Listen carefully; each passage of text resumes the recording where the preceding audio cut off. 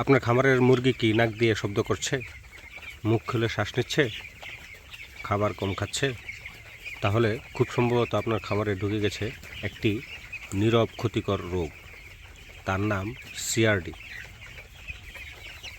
আজকে আমি পরিষ্কার করে বলবো সিআরডি আসলে কি, এর আসল লক্ষণগুলো, আর এর সবচেয়ে গুরুত্বপূর্ণ যে বিষয়টি হচ্ছে ভুল চিকিৎসা করলে এটা আরও ভয়ঙ্কর হয়ে উঠতে পারে। ভিডিওটা শেষ পর্যন্ত দেখলে বড় ক্ষতির হাত থেকে হয়তোবা আপনি বেঁচে যেতে পারেন। আসসালামু আলাইকুম রহমতুল্লাহ। আমি আনামুল হুসাইন, আজওয়াগ্রো থেকে। এই চ্যানেলে আমরা মুরগি পালন এবং মাছ চাষের বাস্তব অভিজ্ঞতার আলোকে সহজ সমাধান শেয়ার করি। আসলে সিআরডি কি? সিআরডি এর পুরো নাম হচ্ছে ক্রনিক রেসপিরেটরি ডিজিজ। সহজ ভাষায় যদি বলি, এটা মুরগির শ্বাসনালীর দীর্ঘমেয়াদী একটা রোগ। এই রোগ মূলত হয় মাইক্রোপ্লাজমা গ্যালিসেপ্টিকাম নামের জীবাণু থেকে। যাই হোক, আমরা ওইদিকে যাব না। খারাপ দিক হলো এই জীবাণু একবার খামারে ঢুকলে পুরোপুরি নির্মূল করা খুব কঠিন হয়ে পড়বে। তাই প্রতিরোধ আর নিয়ন্ত্রণ সবচেয়ে বেশি জরুরি। এখন প্রশ্ন হলো, সিআরডি আসে কেন এবং কিভাবে আসে? এটার প্রথম কারণ হচ্ছে ভেন্টিলেশন খারাপ হওয়া। ঘরের ভেতর গ্যাস জমে গেলে শ্বাসনালী দুর্বল হয়ে যায়। দ্বিতীয় কারণটা হচ্ছে ঠান্ডা এবং হঠাৎ তাপমাত্রা পরিবর্তন, বিশেষ করে শীতের দিনে রাতে তাপমাত্রার পার্থক্য। তৃতীয় যে কারণটা, সেটি হচ্ছে ধুলাবালি বা ভেজালিটার থেকে। এই ধুলাবালি বিষয়টা কিন্তু আমরা অনেক খামারেই এটাকে অবহেলা করে থাকি। আরও যখন খামারে ইনফেক্টেড বাচ্চা নিয়ে আসে, এটার কারণেও হতে পারে, বা অসুস্থ কোনো খামার থেকেও কিন্তু এই সিআরডি আসতে পারে। আর সবচেয়ে বড় ভুল যে আমরা খামারিরা করি, সেটি হচ্ছে আমরা সিআরডি যখন আসে তখন আমরা ভুল অ্যান্টিবায়োটিক প্রয়োগের ফলেও কিন্তু এটা প্রকট আকার ধারণ করে। সিআরডি কিন্তু আপনার খামারে একবারই আসবে না। এটি আসলে মূলত ধাপে ধাপে আপনার খামারে আসবে। যেমন প্রথম দিকে নাক দিয়ে হালকা শব্দ করে, মাঝে মাঝে হাঁচি দেয়, পানি কম খাবে।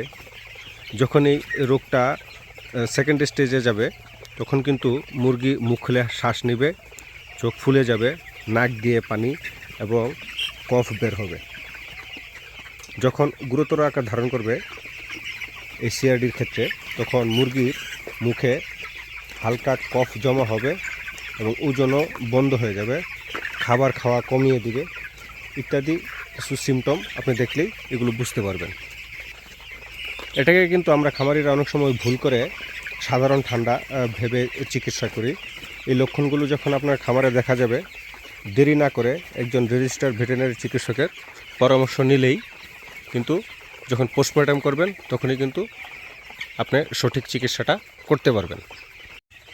সিআরডি কিন্তু ভাইরাস নয়, আবার সব অ্যান্টিবায়োটিক কিন্তু সিআরডিতে কাজও করে না। আমরা সবসময় যে বড় ভুলটি করে থাকি, একই ওষুধ বারবার ব্যবহার করি, অথবা অল্প কয়েকদিন অ্যান্টিবায়োটিক ব্যবহার করেই বাদ দিয়ে দিই। যেটি করতে হবে, একজন ভালো রেজিস্টার চিকিৎসকের পরামর্শ নিয়েই চিকিৎসা চালিয়ে যেতে হবে। সিআরডি কমাতে হলে যেটি করতে হবে, প্রিভেনশন ও ম্যানেজমেন্ট ঠিক করতে হবে। এখন যেটি একজন খামারির করা উচিত সিআরডি প্রতিরোধ করতে হলে, সেটি হচ্ছে খামারে পর্যাপ্ত পরিমাণ আলো বাতাসের ব্যবস্থা রাখতে হবে। লিটার ভেজা রাখা যাবে না, শুকনো ঝরঝরে রাখতে হবে। মুরগিকে সরাসরি গায়ে বাতাস লাগানো যাবে না, এবং মুরগিকে সবসময় শুষ্ক জায়গায় রাখতে হবে, যাতে করে খামারের মুরগি চলাচল করতে স্বাচ্ছন্দ্য বোধ করে। মনে রাখবেন, সিআরডি সারানো খুব কঠিন, কিন্তু নিয়ন্ত্রণ করা খুব সহজ। এই ভিডিওটি যদি আপনার কাজে লাগে, অবশ্যই লাইক করুন, এবং বাস্তব অভিজ্ঞতার খামারির ভিডিও পেতে আমাদের চ্যানেলটি সাবস্ক্রাইব করুন। আপনার খামারে যদি সিআরডি নিয়ে কোনো প্রশ্ন থাকে তাহলে কমেন্টে লিখুন, আমি উত্তর দিব। ভিডিওটি দেখার জন্য সবাইকে ধন্যবাদ। আসসালামু আলাইকুম।